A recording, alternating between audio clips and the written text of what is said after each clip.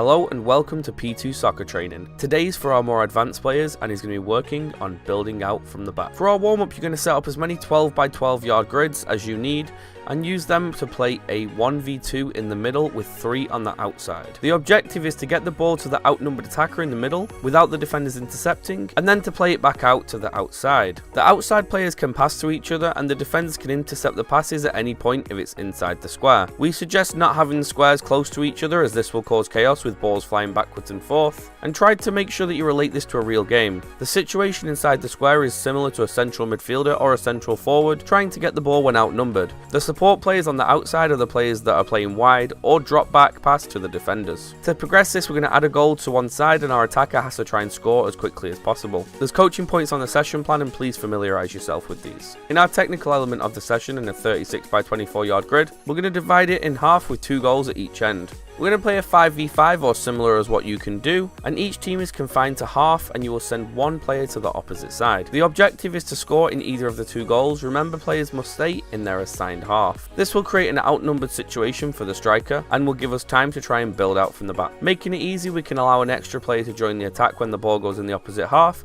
and making it harder, we can allow our players only 3 touches on the ball. Make sure players realise that this is a real game. The lone player is replicating our forward, and when he or she is outnumbered, will need quality service. The defenders can take the time to compose themselves if they have extra numbers and try and play out from the back. In our tactical element, we're going to play in a half or a full-size field depending on the amount of players you've got. 1 regular goal at one end with a goalkeeper, and we're going to put 2 small goals on the halfway line.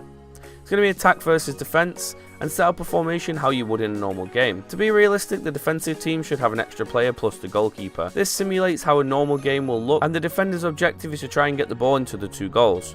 This should encourage deliberate and forward passes, and encourage your goalkeeper to roll the ball to a defender and also to be part of the defending unit.